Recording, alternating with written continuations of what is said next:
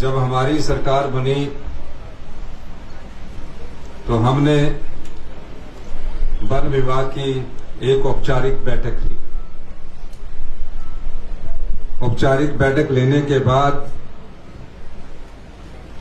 जब हमें पता लगा कि वन विभाग में जितनी भी बीट है वहां आज तक कभी भी फॉरेस्ट गार्ड की नियुक्तियां नहीं हुई है और एक फॉरेस्ट गार्ड को कई बीट्स में जाना पड़ता है और इस प्रकार जब कहीं आग लग जाती है या कहीं कटान होता है।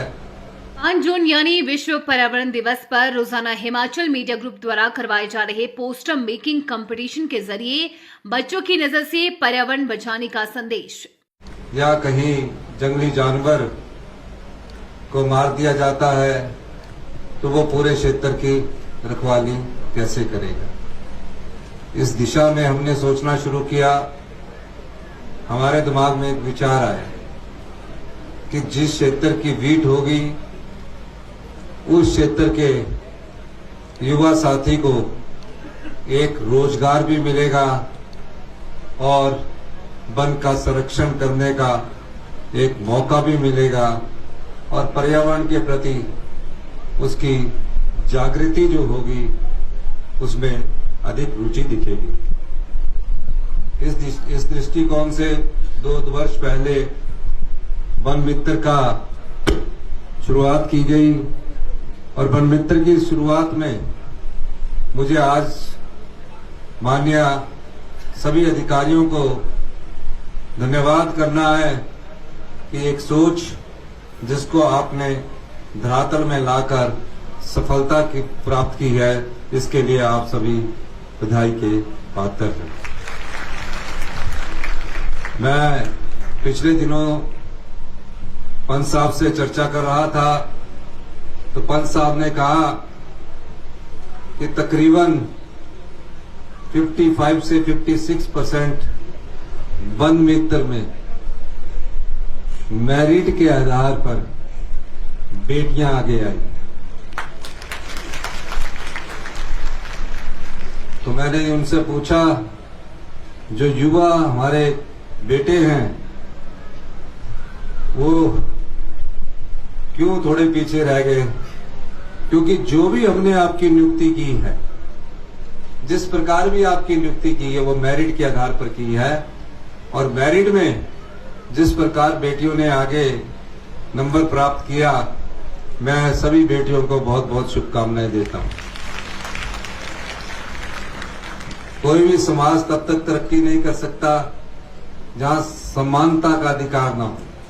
आपने देखा होगा कि लाहौल स्पीति हिंदुस्तान का पहला ऐसा जिला बना जहां फैसला लेने की ताकत महिलाओं को दी गई। डीसी से लेकर एसपी, डीएसपी, एसडीएम सब प्रकार के जो वहां अधिकारी है वो महिलाएं हैं। उस जिले में,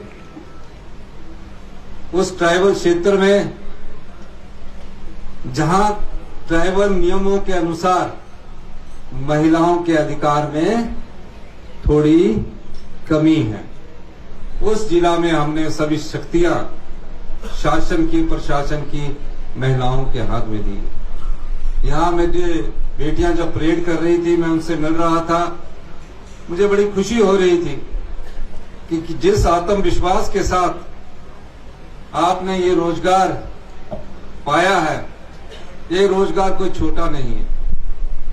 आप मेहनत करिए, आने वाले समय में किस प्रकार और किस नीति के साथ हमने आगे बढ़ना है, विचार विमर्श के बाद उस पर आगे बढ़ा जाएगा। और आपको मैं ये भी कहना चाहता हूं, अभी पुलिस की भर्ती हुई, पुलिस की भर्ती में महिलाओं को केवल 20 या 25% आरक्षण मिलता था, हमने उसको बढ़ाकर 30% कर दिया है। आज का दिन हम सभी के लिए अत्यंत गर्व और उत्साह का दिन है। आप लोगों से संवाद करके मुझे बहुत प्रसन्नता हो रही है। हिमाचल प्रदेश को देवभूमि के नाम से जाना जाता है। हमारी यह पवित्र भूमि न केवल संस्कृति और आस्था का केंद्र है, बल्कि प्रकृति ने इसे अनेक उपहार दिए हैं। यहाँ की जैव विविधता सभी के लिए वरदान है। प्रदेश की वन संपदा पर्यावरण संरक्षण के साथ साथ हमारी अर्थव्यवस्था पर्यटन के क्षेत्र में भी अभूतपूर्व योगदान दे रही है। वन प्रत्यक्ष और अप्रत्यक्ष रूप में हमारी अनेक आवश्यकताओं को पूरा करते हैं।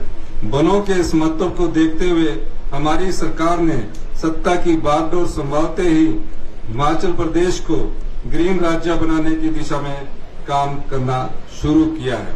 इस दिशा में वन विभाग द्वारा अनेक योजनाएं सफलतापूर्वक लागू की जा रही है। प्रदेश सरकार की वन मित्र योजना इन्हीं सफल योजनाओं में से एक है। मुझे यह जानकर प्रसन्नता हो रही है कि जिस सोच के साथ वन मित्र योजना आरंभ की गई वो सफल रही।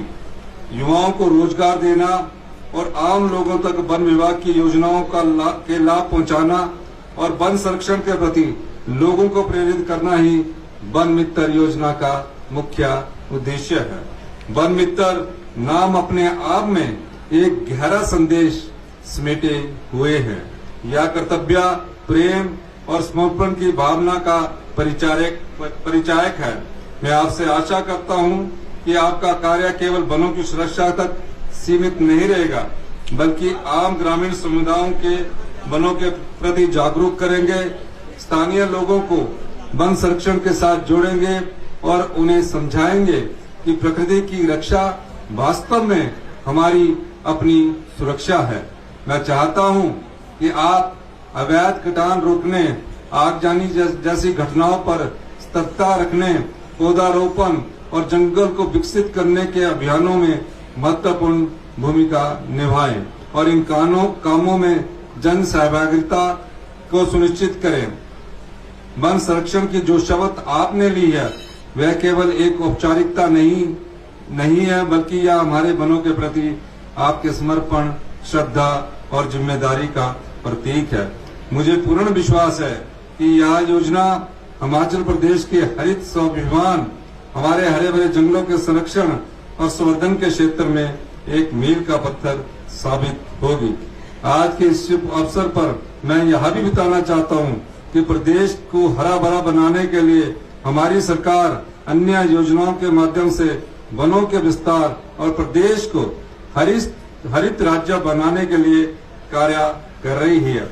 इस कड़ी में हमने राजीव गांधी वन संवर्धन योजना की शुरुआत की है।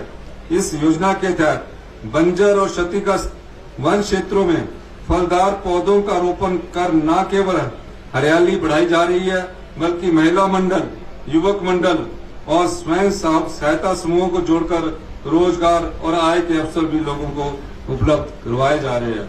प्रदेश के उद्यमियों को वनों के संरक्षण में जोड़ने के लिए हिमाचल प्रदेश में पहली बार राजीव गांधी मुख्यमंत्री ग्रीन अडॉप्शन योजना लागू की गई है।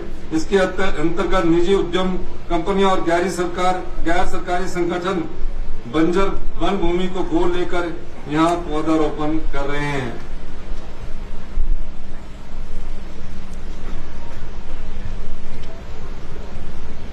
मैं अपने प्यारे युवा साथियों से ये कहना चाहता हूं कि आप लोग ही सच्चे वन संरक्षक होंगे। आपके मन में एक भावना वनों के प्रति उजागर होनी चाहिए। और आज की इस पासिंग आउट परेड पर मैं सभी जो युवा साथी थे उनको भी मुबारकबाद देना चाहता हूं कि आज से आप वनों के संरक्षण में महत्वपूर्ण भूमिका निभाएंगे। आप जानते हैं कि राजीव गांधी वन संवर्धन योजना का इस साल से हम शुभारंभ करने जा रहे हैं।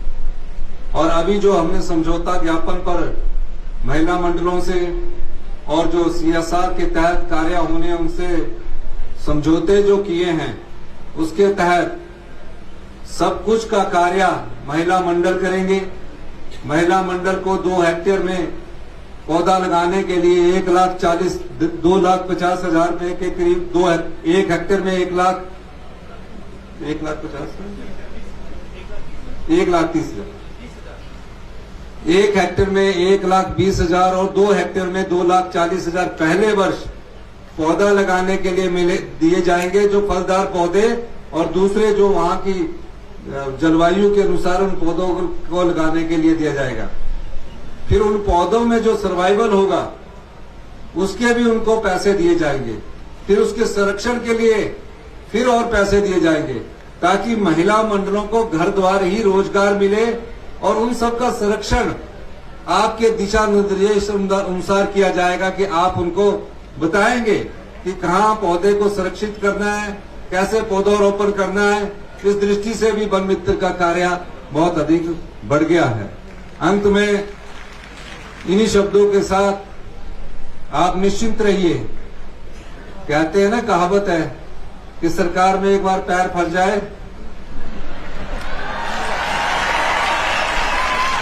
तो भविष्य में कहीं ना कहीं कुछ ना कुछ हो जाता है।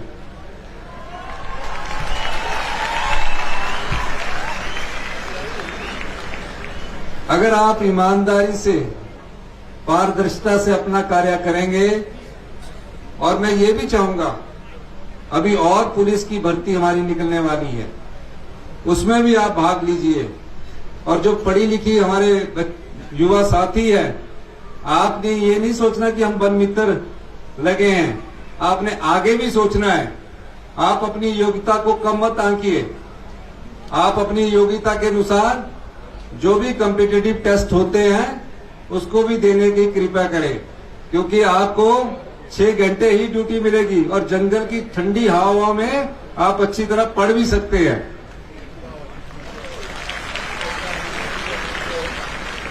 तो सभी वन मित्र जो हमारे दूर दराज के क्षेत्रों से आए हैं, इस आशा के साथ कि आज हमारी सभी बीट्स जो है आज से आपके हाथों में चली जाएगी और आप सभी बीट्स का ख्याल रखेंगे। मकसद रोजगार देने के साथ साथ आपका प्राकृतिक प्रेम भी होना चाहिए, क्योंकि हमारा जो प्राकृतिक सौंदर्य है, जो जलवायु है, वो पूरे देश में बहुत अच्छी है। आने वाले समय में हम हिमाचल प्रदेश को 31 मार्च 2026 या थोड़ा सा उससे आगे जाकर हिंदुस्तान की पहली ग्रीन स्टेट बनाने की दिशा में कार्य कर रहे हैं। और वन विभाग में मेरा यह मानना है कि पिछले 2 साल से हमने पूरा व्यवस्था परिवर्तन वन विभाग में कर दिया है।